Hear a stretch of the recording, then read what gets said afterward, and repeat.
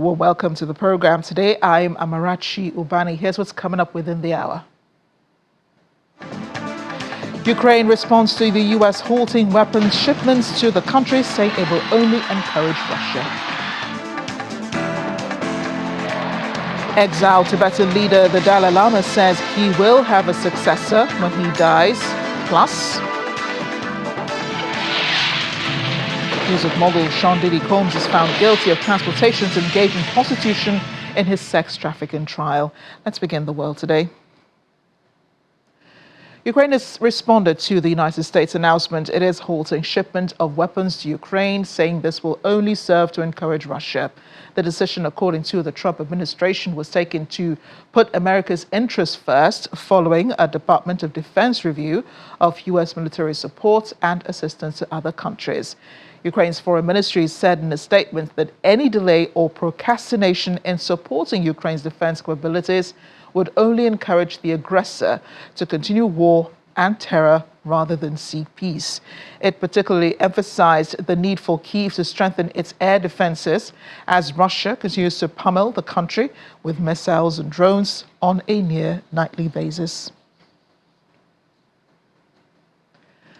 Staying with the Trump intervention in global crisis, the U.S. president announced hours ago Israel has agreed to the necessary conditions to finalize a 60-day ceasefire in Gaza. President Donald Trump posted his thoughts on his Truth Social platform, saying the U.S. would work with all parties to end the war. He did not, however, provide details on what the ceasefire would entail. But according to Trump, the Qataris and Egyptians, who have worked very hard to help bring peace, will deliver this final proposal. I hope that Hamas takes this deal because it will not get better, it will only get worse. Israel is yet to confirm whether or not it agrees with Trump's comment on conditions of a deal, but one Hamas official told the BBC the group is ready and serious to reach an agreement if it ends the war. It's going to be a very quick celebration. We had a great hit. It was a obliteration. Okay, now it turns out it was an obliteration. You know, they demeaned CNN mostly and the New York Times, fake New York Times. They demeaned these great soldiers. They went over there 17 hours flying, and they hit bullseye after bullseye after bullseye. It all blew up. Everybody saw it. Then they get back, and CNN said, well, they did okay, but maybe it wasn't. Let me tell you, it was beyond obliteration. Nobody can even get down there. The tunnels are busted. Everything fell into the well. It was a total and complete obliteration. Let's slide into the issue of Iran now. The UN says it needs a clearer picture of needs across the country following its conflict with Israel in the month of June. A top official of the global body says several hospitals were hit with a spike in Afghan refugees returning home.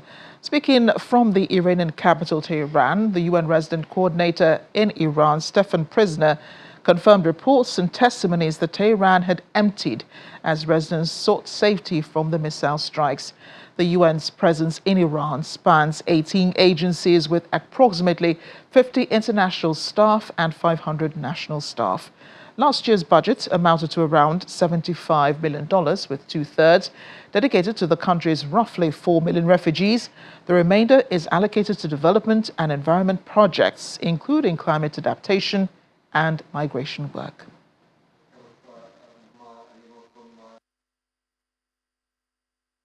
In the early morning hours of June 13th, a number of attacks took place in Tehran and other parts of Iran.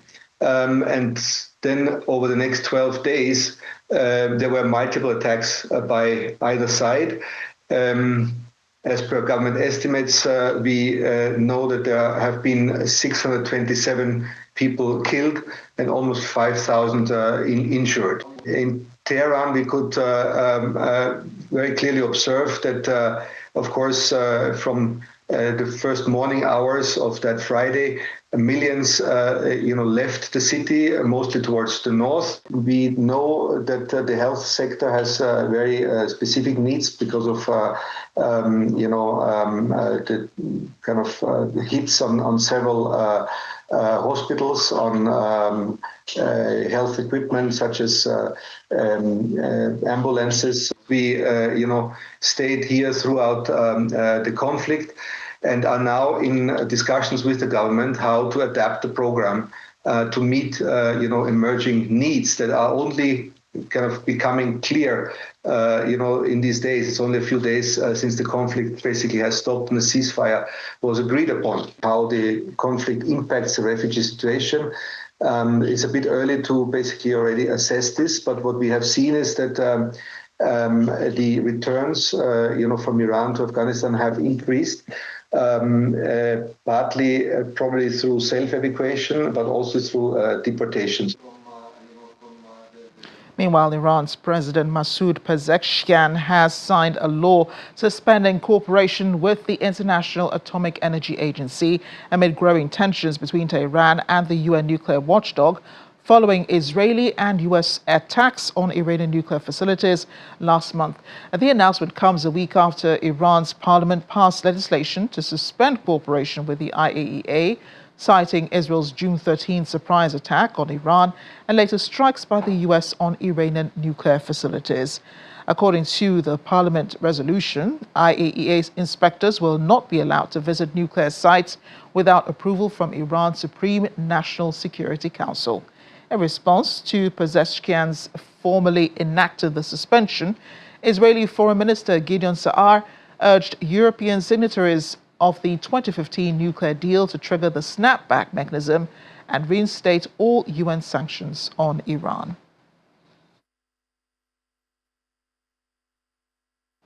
Let's bring in former Permanent Secretary at the Nigerian Ministry of Foreign Affairs, Ambassador Joe Keshi. He joins us from Johannesburg. Ambassador, thank you for joining us on the program today. Thank you for having me. I hope you can hear me very loud, very clearly. Certainly, loud and clear. We thank you for your time. What do you think Iran is telling the U.S. and specifically Israel and the rest of the world with this new law that's been signed? I'm not sure Iran is telling us anything that we do not know. I'm not sure that the announcement and the decision of Iran surprised Washington or, anybody at all. I think this is what most people expected would happen at the end of the ceasefire. So this should actually come as no surprise to anybody at all, not in Washington, not in Israel. I'm sure that they were expecting it, that Iran will remain stubbornly committed to the development of nuclear power or its nuclear capabilities. Yes, and this law that has been signed by the president, it denies IAEA inspectors access to Iran's nuclear sites. And I mean, it's their presence there in Iran that has sort of been shielding Iran and its nuclear program from the rest of the world when they said that Iran is not developing nuclear weapons.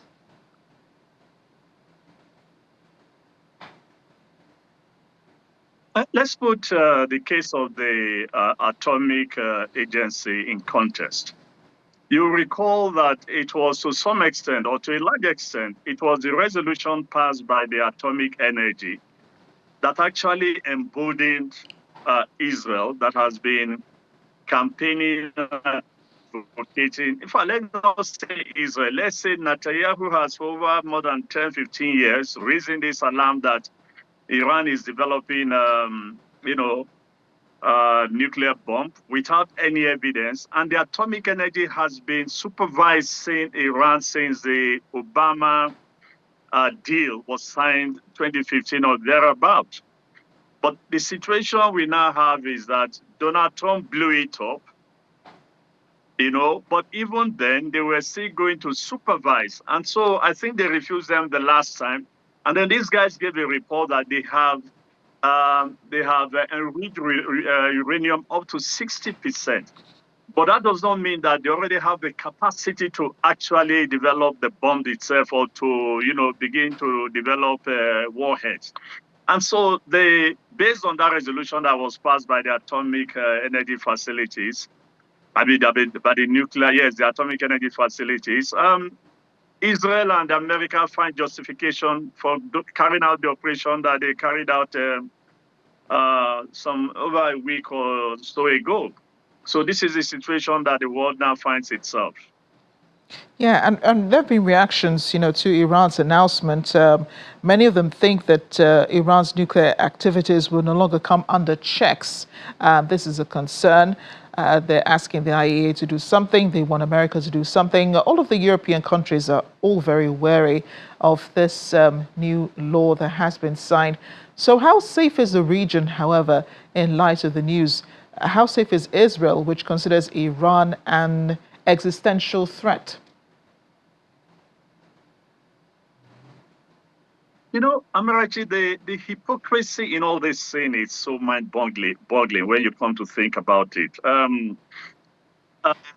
Israel has nukes. Israel is a nuclear power. But yet, Israel does not want somebody else close to it to have to become a nuclear power as such. Where was the atomic energy, the West, and everybody else when India and Pakistan and even Korea, North Korea, were, when they were developing their own nuclear capabilities? Why is the world so, interested only in stopping Iran from becoming a nuclear power? You can see the hypocrisy. They allow others to become. They didn't harass them as they're harassing Iran today. Not that anybody says that what Iran is doing is good. But the fact that they are focused only on Iran while others are even increasing their nuclear capabilities should make us understand that there's so much hypocrisy in the world and that there are other motives behind the Israeli and the United States recent action, and to the large extent, the Western action, that have this fixation that Iran must not be allowed to become a nuclear power. So the question is, why did they allow India? Why did they allow Pakistan? Why did they allow North Korea? There are more than 10 or 15 nuclear powers in the world. So what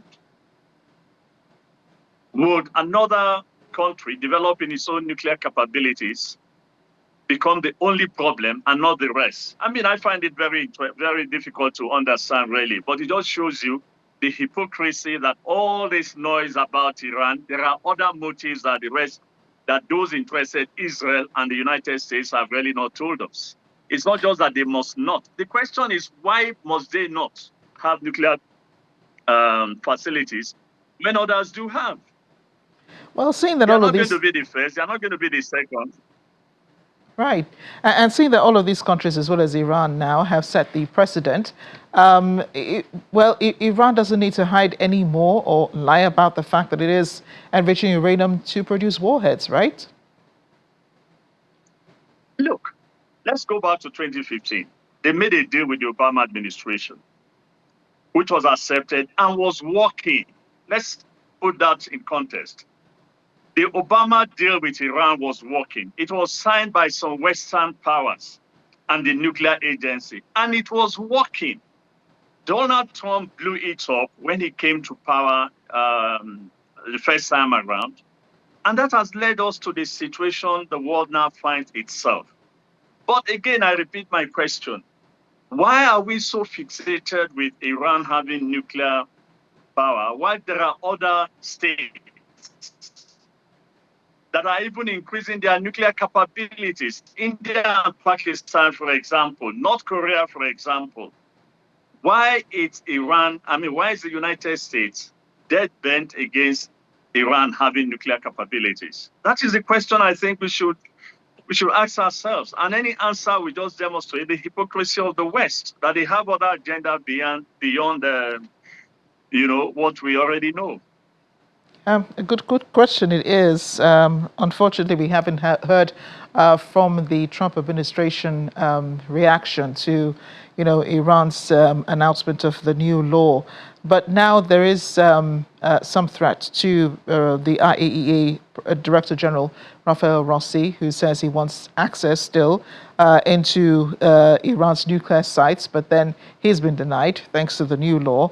How do you think the U.S. would react to this? I mean, they believe that, Donald Trump himself, the U.S. president, believes that Iran's nuclear sites were, obliterated. I think that's the word he used, that they were obliterated in the attacks. Iran has debunked that, saying that the damage is minimal. And now the IAEA says that Iran can still produce, at least 9 nuclear warheads. Who to believe and what reactions to expect?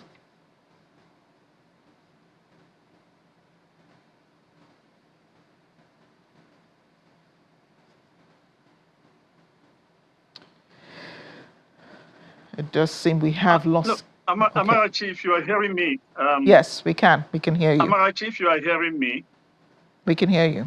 Yes, I do not think that the agency head is handling this very well.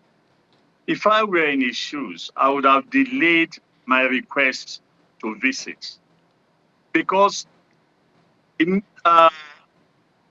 making this urgent request at this point in time increases the suspicion and the discomfort of the Iranians about not just his leadership, but about the role he played and the resolution he caused the agency to adopt that hastened American involvement and the Israeli action. If I were in his shoes, I would have delayed this decision. And in any case, the way the Iranians says, look, today in Washington, there are 2 opinions. There are those that with the Donald Trump administration says that the facilities have been, to use his words, obliterated. There are those who say significant damages were done. So the agency wanting to go in immediately will only go possibly to validate one side or the other. And this is why I'm saying that the agency head, given the role that he's suspected to have played, and the suspicion of Iranians that this guy is working for the Americans or for the Israelis, I think he should have tallied a while, before deciding that the agency wants to go in. I will appeal to him that hold on for a while, let the Iranians sort out themselves. And in any case, there's also a loophole that the rest of the world can use. The Ayatollah has been given the power to approve any visit from the agency. So that's something that they can use. But for now, I do not think that the agency should push this forward. They should just tally a while and give some weeks or months before they make their demand to the Iranians. Or else the suspicion will remain that the guy is working for the Americans and working for the Israelis. But we need to have the head of the international agency need to be seen as somebody who is very neutral in the whole game, but is showing right now that it's not a neutral party, and the suspicion in Iraq is that he's backing one side, and that's the Israeli and the American side. So he should just tally a while and give some time before requesting to visit. That's my view. Ambassador Keshi, we appreciate your views, your thoughts, your analysis. Thank you for joining us on The World Today.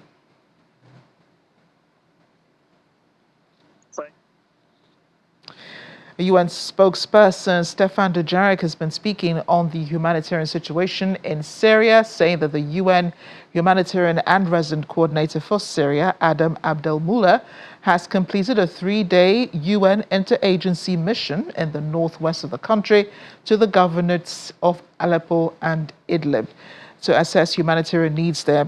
He says a team met with the interim local authorities, displaced communities, and people who've returned to their communities. They also visited a healthcare center in Marat Numan in Idlib Governorate, which has been rehabilitated by the World Health Organization and its partners. It provides over 100,000 people with healthcare, vaccinations, emergency care, and maternity care. Spokesperson Dujarric also said that cross-border aid deliveries from Turkey have significantly increased this year, with more than 1,400 trucks crossing into Syria as of yesterday.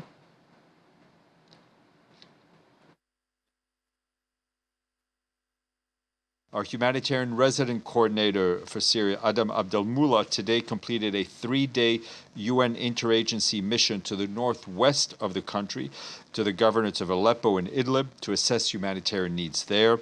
The team met with interim local authorities, displaced communities, and people who have returned to their communities. The team also visited a healthcare center in Marat Numan in Idlib governorate, which has been rehabilitated by our colleagues at the World Health Organization and their partners. It now provides 100,000 people with health care, vaccination, emergency care, and maternity care. Our humanitarian colleagues also tell us that cross-border aid delivery from Turkey has significantly increased this year, with more than 1,400 truck crossings into Syria as of yesterday. This is 5 times the number of trucks getting in than compared to the same period last year. Since January of this year, more than 1.6 million men, women, and children have received food, received health care, shelter, and other support. Meanwhile, OCHA says that explosive ordnance contamination continues to have deadly impact across Syria. Since the start of 2025, more than 390 civilians have been killed across the country, including over 100 children. More than 500 civilians have also been injured. And on the political front, we've been asked about our reaction to the decision by the United States regarding the rescinding of a large portion of economic sanctions on Syria. I can tell you that we very much welcome this measure taken by the United States. Our special envoy for Syria, Geir Pedersen, says this is a significant step towards offering the country a path to recovery, to stability, and a better future. He underscores that it is critical to give Syrian people a genuine opportunity to rebuild their own country. As we've been reiterating, and we will continue to reiterate, the importance of ensuring that all sanctions relief are fully utilized and that financial support and resources are provided alongside the easing of sanctions. Alongside sanctions relief, a transparent and inclusive political transition, together with security and protection for all Syrians, remains the cornerstone of any lasting stability in the country. Coming up after the break on The World Today.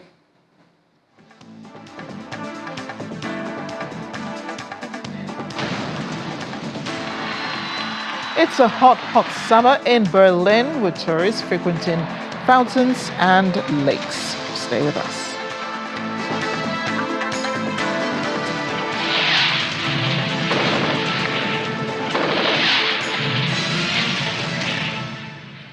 Welcome back to The World Today. We're back in the United States as President Donald Trump threatens to impose a 30% or 35% tariff on Japan if a deal between the two countries is not reached before a deadline next week.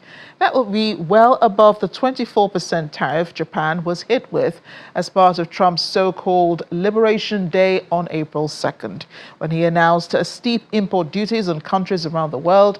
The tariffs on most U.S. trading partners, including Japan, were later lowered to 10% for 90 days to give them time to negotiate deals with Washington.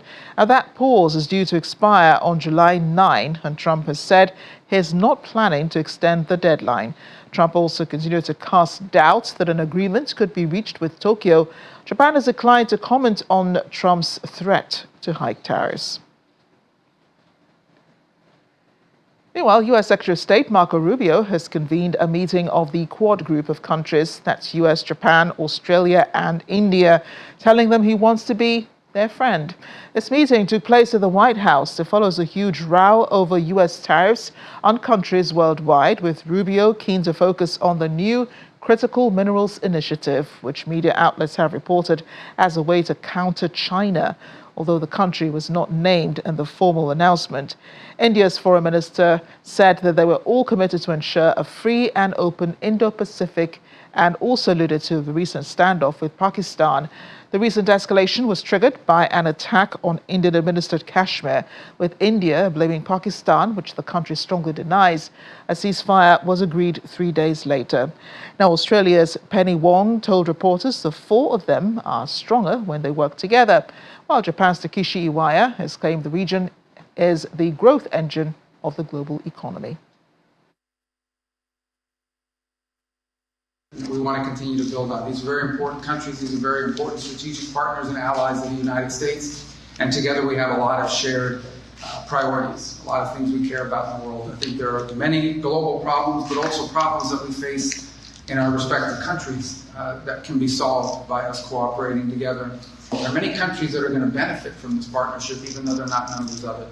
And it's not simply a security matter. It's largely, in many cases, about economic development. In fact, later today, we'll be hosting here in this building a number of companies. I think over 30 or 40 companies is the last count.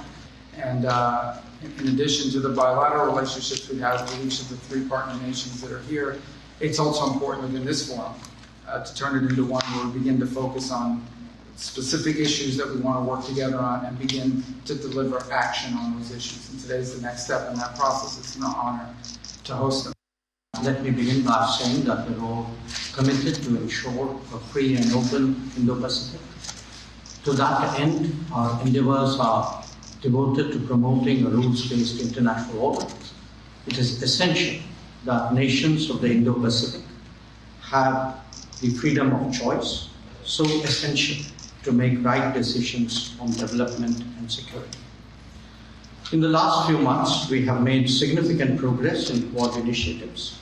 They include the maritime domain, logistics, education, and political coordination. We will be discussing that in greater detail. Quad is about deepening our convergence and expanding our common ground. I value our consultations on different dimensions of the Indo-Pacific in that regard. A lot is happening in the world, and I'm sure that our exchange of views will be very valuable for all of us. Meanwhile, the U.S. president has visited the immigration detention center in the Everglades known as Alligator Alcatraz. It opens this week. Trump visited the site alongside Florida Governor Ron DeSantis on Tuesday. The state-run immigration detention facility is planned to eventually hold up to 5,000 detainees. It will be capable of processing and deporting migrants to speed up deportations amid the Trump administration's immigration crackdown. The 30-square-mile parcel of land, which was chosen in part for its unused airstrip and for its alligator and python-laden surroundings, serving as chief security and deterrence.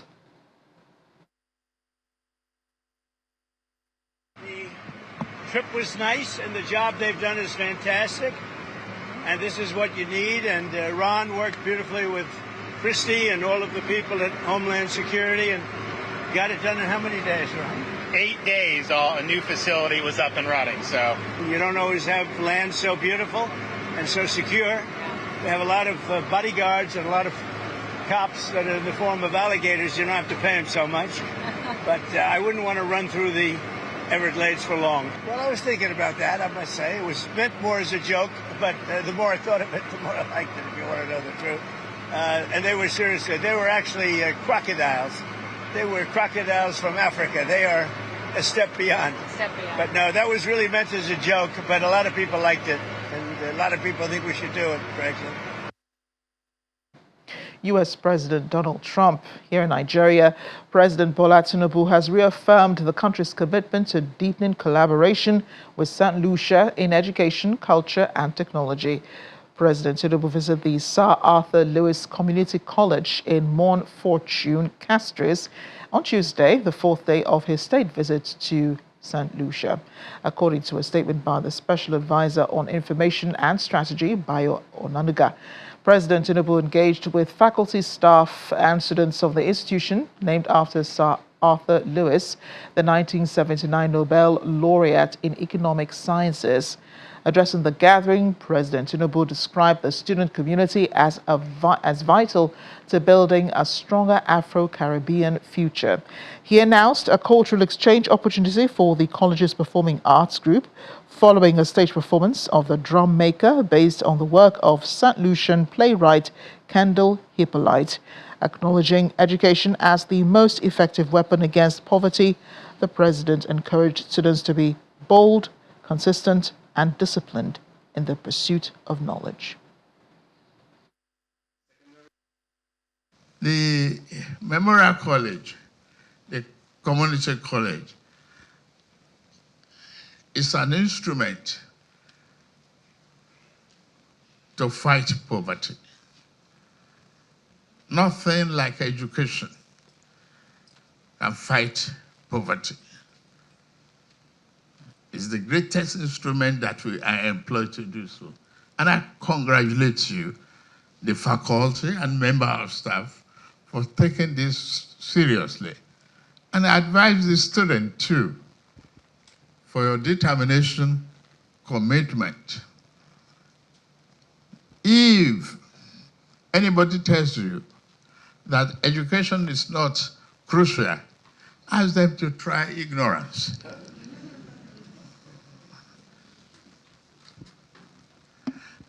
There is nothing that we learn from this college that is better than perseverance, consistency in learning, dedication, sparing your time, management of time, and that the most valuable resource that you will have in your lifetime, and you will never, never have enough of it. I stand before you saying that. As I became the President of the Federal Republic of Nigeria, I can still tell you about what is the value of time management. It's the most resource that no mankind will ever have enough of it. So what you get out of this college is your own, that you can use to achieve anything in life. Just be determined, be consistent, and be very bold. Nigerian President Bola Tinubu. Exiled Tibetan spiritual leader, the Dalai Lama, has confirmed he will have a successor, putting to rest speculation over whether the 600-year-old institution will end when he dies. In a video message keenly awaited by his followers, he said only the trust that he founded could appoint his successor, and no one else has any authority to interfere in this matter. According to Tibetan tradition, Dalai Lamas are reincarnated after they die. China annexed Tibet in 1950. The current Dalai Lama lives in exile in India, making succession a highly contentious issue. Beijing rejected the statement, saying his successor would be from inside China and must be approved by the government. Hundreds of followers gathered earlier today to hear the long-awaited announcement in the Indian town of Dharamsala, where the Dalai Lama lives. Let's talk about the weather now. The blistering early summer heat wave that's brought life-threatening temperatures across much of the northern hemisphere is a worrying sign of things to come. According to UN weather experts, 3 days after Spain's National Weather Service confirmed a record 46 degrees Celsius reading in the southern town of El Granado, there's been little let-up in stifling day and night temperatures across the continent and beyond. Now in Barcelona, a road sweeper reportedly died on Saturday after completing her shift, prompting an investigation and widespread public appeals to keep out the sun whenever possible. If part of the reason for Europe's heat misery is because it is in the grip of a strong high-pressure weather front trapping hot air from North Africa, the UN notes that the human-induced climate change is the source of these acute weather events. We are currently under the influence of a strong high-pressure system. This is trapping hot air from northern Africa over the region, and as we can see, it's having a pretty big impact on the way we feel. Everybody is at risk. Yes. If you go out without water in the middle of the day to do jogging, have a bike ride, you will probably have health problems or even die. The frequency and intensity of extreme heat events is increasing in Europe, and by 2050 about half the European population may be exposed to high or very high risk of heat stress during summer. What is exceptional, and I would stress exceptional but not unprecedented, is the time of year. You know, we are the 1st of July, and we are seeing episodes of extreme heat which normally we would see later on. Why is it happening? Various reasons. One of them is that sea surface temperatures in the Mediterranean are exceptionally high for this time of year. It's the equivalent of a land heat wave. Oh, speaking of the weather, Paris activated its red heatwave alert on Tuesday, just as temperatures soared to 41 degrees Celsius, forcing the closure of the Eiffel Tower summit as an early season heatwave sweeping across southern Europe triggers red alerts in multiple major cities. Locals and tourists have been seeking relief. Sunbathers have crowded parks near water fountains, while mist-in stations offer respite. Long queues formed at the Eiffel Tower's base after its upper level was deemed unsafe in the extreme condition. Temperatures climbed well above seasonal norms starting Monday, prompting officials to urge residents to stay indoors, avoid exertion, and hydrate. Many Parisians altered their routines to endure the extreme temperatures. Tourists have also voiced concerns about the city's resilience to such conditions. One of them suggested that more trees and less concrete would help Paris manage the rising heat levels.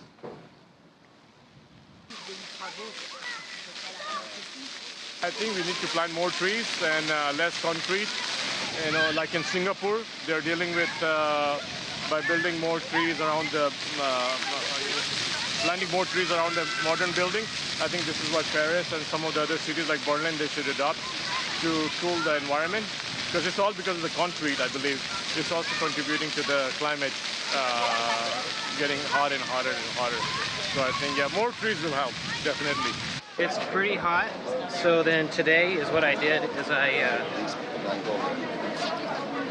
took a towel and I froze it in my room refrigerator so that I have ice towel, and then I have lots of water, lots of cold water, and then I also have a wet towel to like help for evaporation and to keep people cool.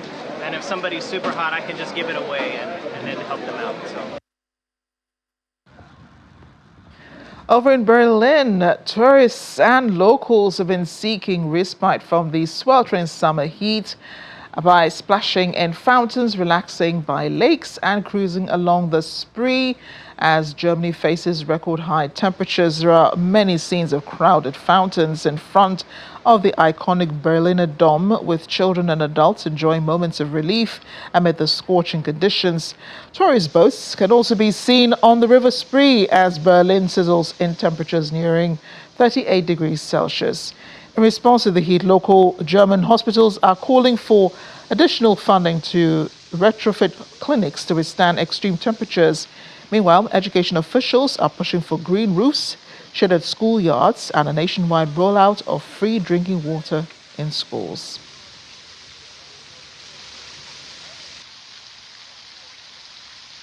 We're going to go to TV Tower, and then we're going to go to dinner. Knocked a few beers back already. Obviously, yeah, exactly. Just been for a little run in the old water fountains just to cool down. Yeah, make sure we're hydrated. But I think the issue is that a lot of countries outsource their emissions to places like China and Bangladesh and import the products.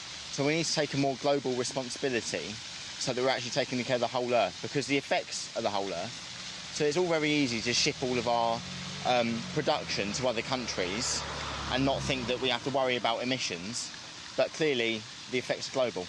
I think the best option is indoor activities. In that much of hot weather because it's so hard to visit around and walking around the city in that weather because we are starting to melt. Of course, it's because of climate change. Like summers are extra hot, and actually they are switching months. Like summer is sometimes earlier or later, and that's because of climate change. Wow, those record-breaking heat continues scorching many parts of Western Europe. Spain did break its June heat record, and extreme temperatures are expected to move towards Germany by the mid of the week, possibly continuing to the rest of the week. Let's talk to the Deutsche Welle's Thomas Sparrow now. He and our partners in Berlin have been monitoring the weather. Thomas, give us a sense of what the situation is like in Berlin and the rest of Europe. How are people dealing with the heat?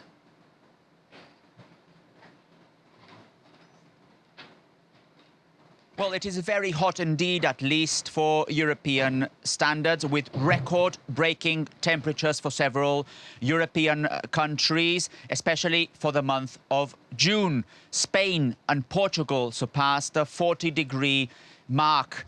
Germany is expected to have this Wednesday its hottest day of the year as well, getting close to the 40 degrees Celsius mark. And while these kind of temperatures might be common in other parts of the world, they haven't been that common here in Europe in the past. And this obviously means that authorities and citizens are trying to understand, are trying to also discuss what needs to be done to make sure that everyone is protected, especially with this extreme heat. At the same time, authorities are concerned about potential wildfires. Several countries have already registered the first wildfires. The same is the case for Germany. And at the same time, hospitals are on high alert because heat waves, extreme heat, is obviously something particularly dangerous for citizens, especially when they are in cities and when they are outdoors. Right, and the UN Secretary General Antonio Guterres did experience some of that heat wave firsthand while he was visiting Spain. He also issued a significant warning. What did he say? A significant warning indeed, essentially saying that these extreme heat scenarios, that these extreme heat waves are the new normal in Europe, and that essentially more ambitious climate policies need to be discussed and implemented. Now, it's not the first time that high-ranking officials talk about this new normal. In fact, the World Health Organization stressed that the European region, the broad European region, is the fastest warming region in the world, stressing that around 175,000 people annually die in the European region because of heat. This just gives you an idea of the urgency that is needed when it comes to discussing what political decisions, what political solutions need to be implemented specifically to deal with these extreme scenarios. Right, Thomas, and those solutions are what we need to discuss today. What exactly are being discussed? Some of the solutions, we understand some have suggested less concrete, more greenery. They also blame the rise in temperatures on climate change. Absolutely. When the temperature is so hot, cities get unbearably hot due to the dense development, concrete, due to the lack of greenery, as you mentioned, due to rising temperatures. And this essentially means that authorities are discussing ways to mitigate the effects of heat waves. And among those discussions are immediate discussions, so short-term solutions, but also medium to long-term solutions when it comes to planning cities for the future. Early warning systems have become particularly important to alert citizens of the potential dangers of heat waves. But there's also a big discussion when it comes to creating green or at least blue parts in the city. So more greenery and also more waterways to essentially cool those cities down. And there's also a discussion about what needs to be implemented to protect specific parts of the population. One discussion here in Germany at least, as whether the school year should be adapted to make sure that school kids do not need to go to school when the temperature is particularly hot like now. Again, these are some of the discussions that are being carried out here in Europe. In other parts of the world, these kinds of temperatures are not necessarily unusual, but for Europe, as it prepares for this new normal, as experts are saying, all these discussions are becoming more and more important. Yes, indeed. Hopefully they will be able to arrive at some solutions before the next summer. Thanks again, Thomas. We're off on another break on The World Today. Still ahead.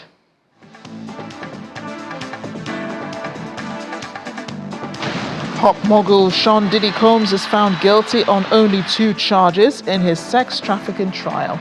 Stay with us.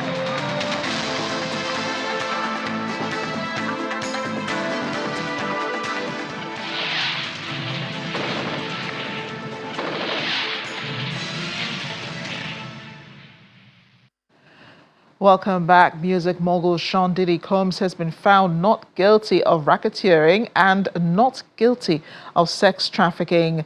Ex-partner Cassandra Ventura and another woman referred to as Jane. But he's been found guilty of transportation to engage in prostitution related to both women.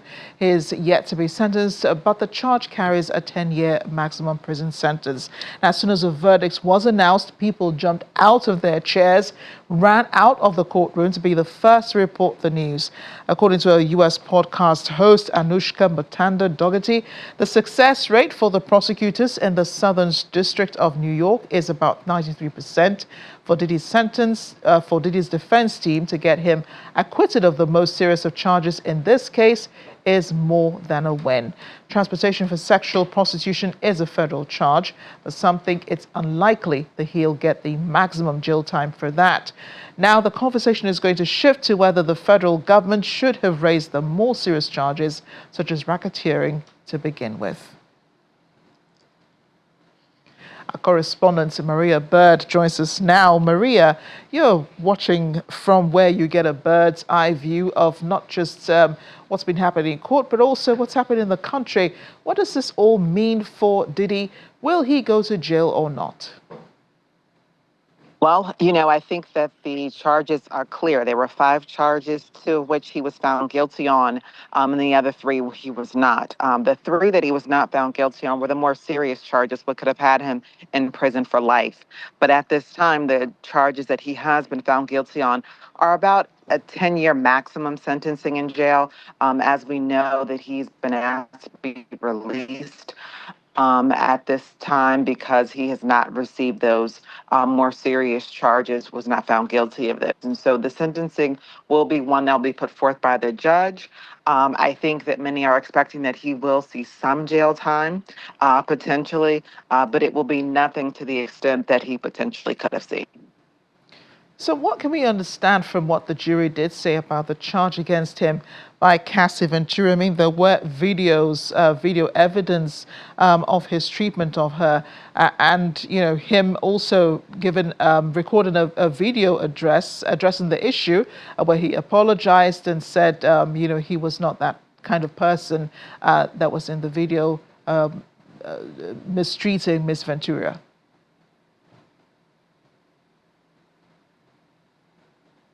That what is being taken from this was very state. It was not forced.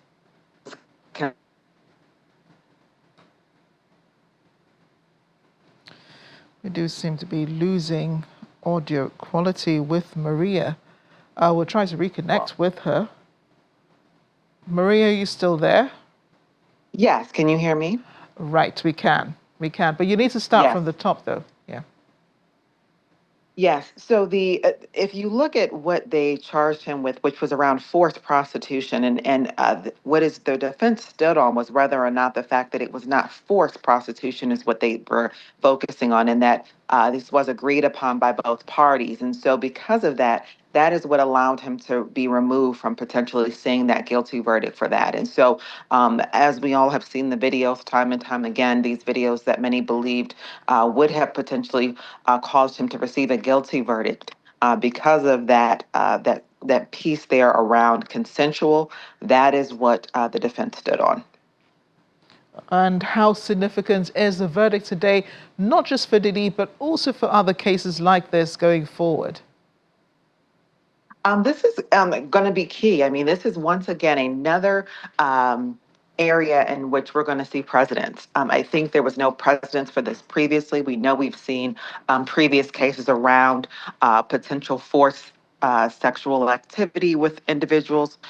We saw the Weinstein cases, we saw several others, but this is going to set a precedent for the areas around racketeering. We know that there are others under investigation around this case. We know that this was supposedly much larger than just Sean Diddy Combs. And so this could potentially allow those other cases to either not be heard in court or to potentially not receive the type of sentencing that potentially could have been the verdict that he received today.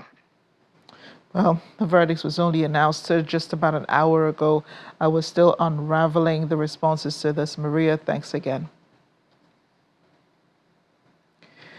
Now, Dubai has made aviation history by hosting the Middle East's first piloted test flight of an electric vertical takeoff and landing aircraft, marking a significant step towards launching urban air taxi services.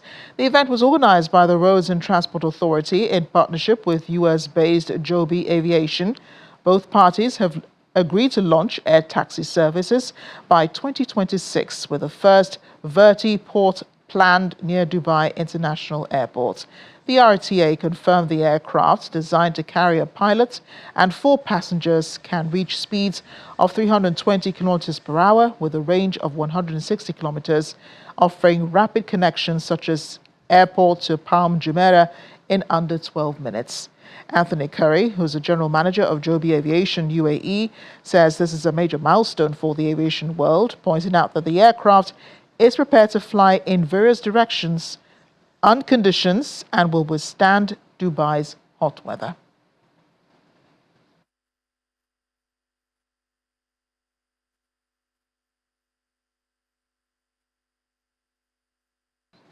Well, that is incredible. Something that will be fun to experience. Thanks for watching The World Today. I'm Amarachi Ubani.